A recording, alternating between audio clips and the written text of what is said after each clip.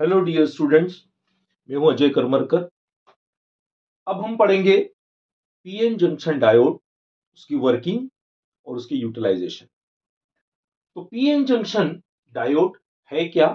तो सबसे पहले पी और एन, हम इसको ऐसा देख लेते हैं कि पी और एन दो अलग अलग डायोड को डोप करके थर्मल एजिटेशन से मिलकर बनाया गया है। तो पी के अंदर क्या प्रेजेंट होता है? जैसा कि हमने अभी पिछले लेक्चर में पढ़ा है कि पी के अंदर मेजर चार्ज कैरियर, मतलब चार्ज को ले जाने वाले कौन होते हैं? होल्स होते हैं। और एन के अंदर होते हैं इलेक्ट्रॉन। लेकिन एक बात यहां ध्यान रखना है कि इसमें इमोबाइल, मतलब जो मूव नहीं करते हैं, वो होते हैं नेगेटिव आयंस। पी के अंदर इमोबाइल नेगेटिव आयंस होते हैं, जिनके पास पास में होल्स सेटल होते हैं। और इसी प्रकार से एन के पास क्या होते हैं? इमोबाइल पॉजिटिव आयंस होते हैं और उनके पास पास में इलेक्ट्रॉन्स सेट होते हैं।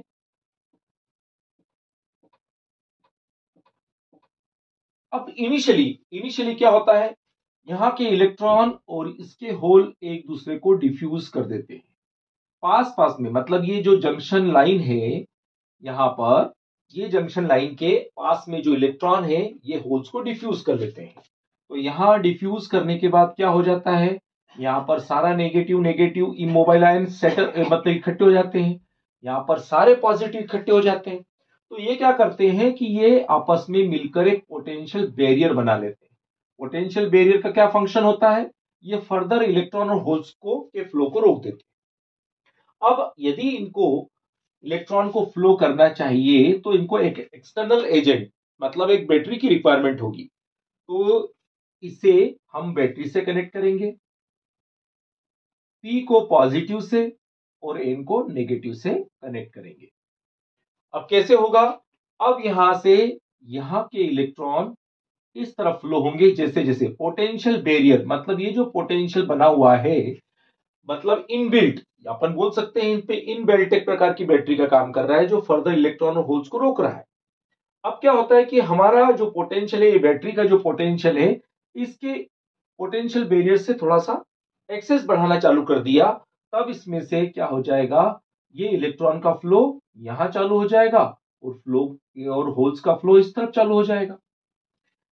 तो जब इलेक्ट्रॉन यहां से निकल करके बैटरी में इंसर्ट करेगा, तो ये एक इलेक्ट्रॉन फिर से फ्री करेगा। इस प्रकार से कंटिन्यूएशन प्रोसेस होगी और इस प्रकार की बायसिंग बोलते हैं forward bias. P is connected with positive terminal, N is connected with negative terminal. तो इसमें अगर हम V और I के बीच में ग्राफ प्लॉट करते हैं, तो पहले सर्टेन पोटेंशियल पर तो कोई करंट फ्लो नहीं होगा, जिसको हम पोटेंशियल बैरियर बोलेंगे। और ये वाली जो लेयर होती है, इसका नाम है डिप्लीशन लेयर। डिप्लीशन लेयर क्या करती है? जंक्शन का काम करती है। यहां पर एन टाइप और पी टाइप दो प्रकार के डायोड हैं, दो प्रकार के इलेक्ट्रोड्स बन जाते हैं, इसीलिए इसका नाम है diode. Di electrode, that is called is diode. और पी एन जंक्शन दोनों को मिलकर के बनाया गया है। तो अब यहां पर हम अगर ग्राफ प्लॉट करते हैं आई और वी के बीच में, तो सबसे पहले इनिशियल कंडीशन पर तो कोई करंट फ्लो नहीं होगा और फिर एकदम रैपिडली हो जाएगा और सैचुरेशन पोजीशन पर आ जाएगा। यहां पर करंट जो होता है वो मिली एम्पियर के फॉर्म में होता है। तो ये तो हो गया हमारा फॉरवर्ड बायसिंग। अब हम क्या करते हैं फॉरवर्ड बायसिंग के बाद? अब हम यहां पर क्या करते हैं? यहां पर इसकी बायसिंग चेंज कर देते हैं। यहां पर इसकी बायसिंग, अब हम यहां पर पी को नेगेटिव टर्मिनल से कनेक्ट करते हैं और एन को बैटरी के पॉजिटिव टर्मिनल से कनेक्ट करते हैं।